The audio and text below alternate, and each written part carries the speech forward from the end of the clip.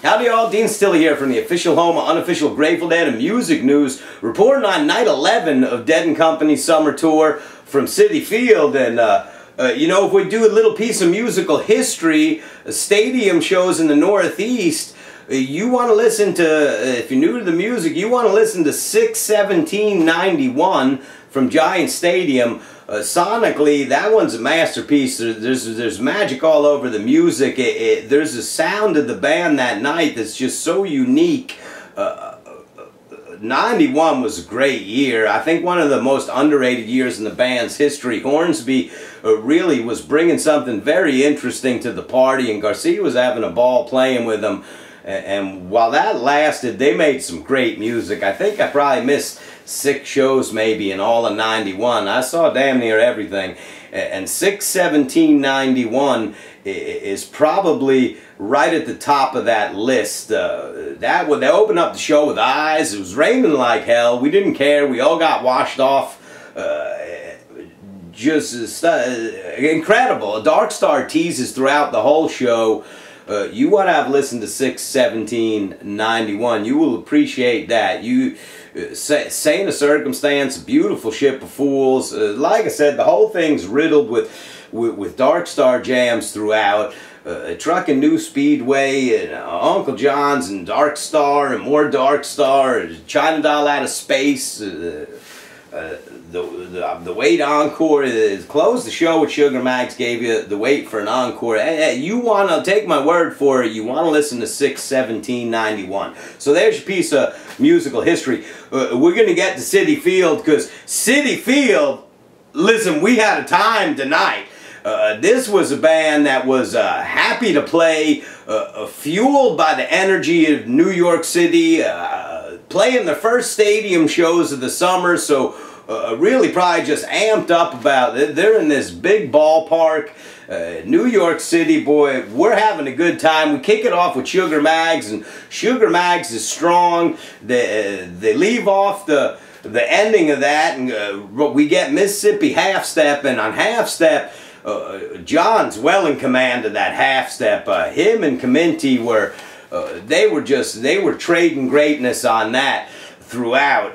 Just really, John's animated all night, animated and outstanding. Just a monster player, and John was he slayed the dragon tonight. That brother had he had something for everyone and everything. You get Peggio comes up next, and Peggio, even at this point, we're moving forward with such good pace that even Peggio is got some pace. And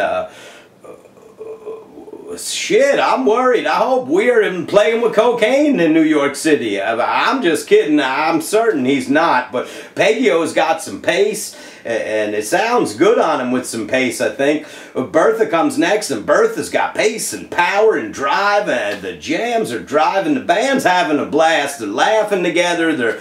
This is a band having fun. Listen, Billy's new hat, that new hat, it might be better than the old hat. It might be. There might be some extra magic in the new hat. Anyway, Comes the Time comes up next, and O'Teals does a beautiful job on that. It's really just all our cups were filled. We went to church on that one. We had Jackaro comes up next, and it's strong. That one gets some repetition. Second time around, it's sounding strong, good. Everything sounding good. This is a band happy to be playing, and they're happy to be in New York, and Citi Field's getting blasted. Bird Song, this is an example. Listen, you can play a slow tune, and it can be outstanding, and Bird Song found some very interesting segments throughout. You could just spend an awful lot of time listening for the secret within those jams, and you'll find a lot of them. They're in there. Take my word for it. The New Speedway had power. You know, the last New Speedway they did, I felt like it clunked along a little bit. This one had drive and power, and this is a band that's they're happy, and they're making everybody around them very happy. That jam was fantastic. Finish off the Bird Song, and here you go. You got a mellow kind of tune with sandwich. You know, the meat in the middle there. The New Speedway is got some power, and then we finish off the Bird Song, And listen, we're having such a good time that the lights go down and everybody's dancing to the intermission music. People didn't stop dancing. I mean, we're still boogieing to the intermission music. So you know you heard some good stuff. When people don't sit down, they dance to the intermission music. During intermission, here, Chris DiNardo, my pal, gave me this shirt. Turn Up O'Teal. He's the originator of the Let O'Teal Sing shirt. Has donated a lot of money to Gorilla Doctors. Jess Burbage worked for Gorilla Doctors and still is very active in supporting them. And anyway, Chris gave me this shirt. I thank you, Chris, for the shirt. I love spending time with you tonight. You're a fine brother, and I love you. Set 2. Listen, set 2. Set 2. Help on the way. Amazing. Slipknot, right? Just everything you want out of Slipknot. I mean, the music is finding some places next level. This is something. This was good stuff. Franklin's is a hoedown. I mean, we're dancing as hard as we can. We're inventing new moves. You're learning moves. You're on the spot. You're breaking shit out you never saw before, didn't know you had.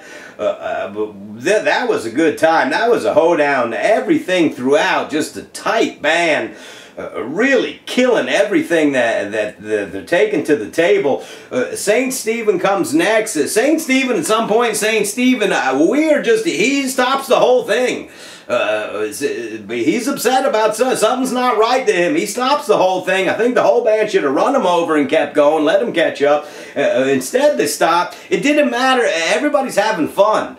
Everybody's having fun, so we laughed it off, and the music in between was good enough to forgive all that. They try to get William Tell out, and William Tell goes breech on delivery. Here's another tune, we got a C-section. I mean, William Tell goes breech on delivery. They can't get him out. Hand signals. It looked like they were landing a plane and shit. They're throwing hands up. They're trying to get William Tell out. Anyway, I think finally we get the William Tell bridge. We get the 11 next, and the 11 is power. Weir's killing it.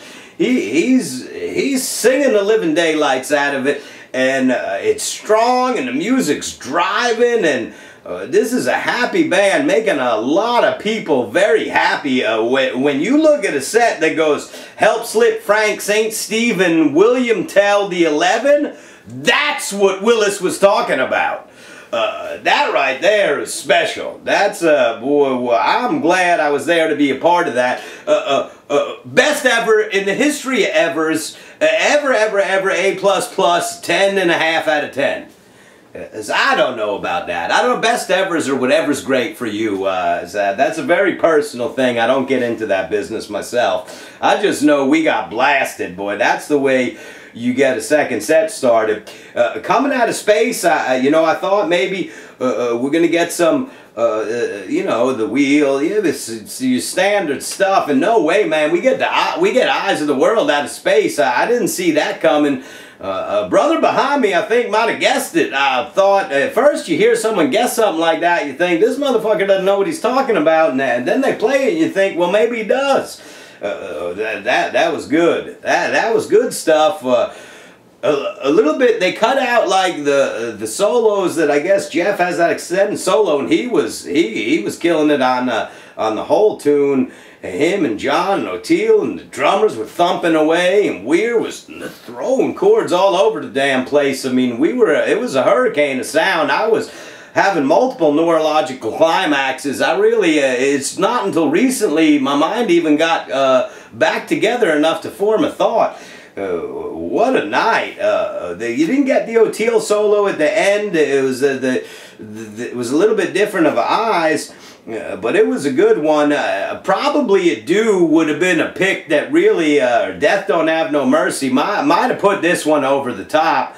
But, you know, for fear of losing people, they give you Stella Blue. That brings everyone back down to earth a little bit. And listen, we're having too good of a time to complain much about everything. You know, even the hiccups that happened along the way, the stumbling blocks that happen along the way, I never mind mistakes when you're going for the gold. I mean, when you're going for the gusto and you're reaching for the gold ring, it's okay to stumble when you're trying to make awesome shit happen.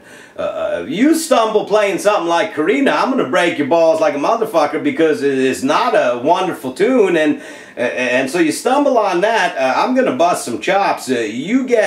You do your best to get through a segment like that, and I'm going to give you a high five and say, way to go, boy. I'm glad you were trying for that, because that was some special music in between the mistakes.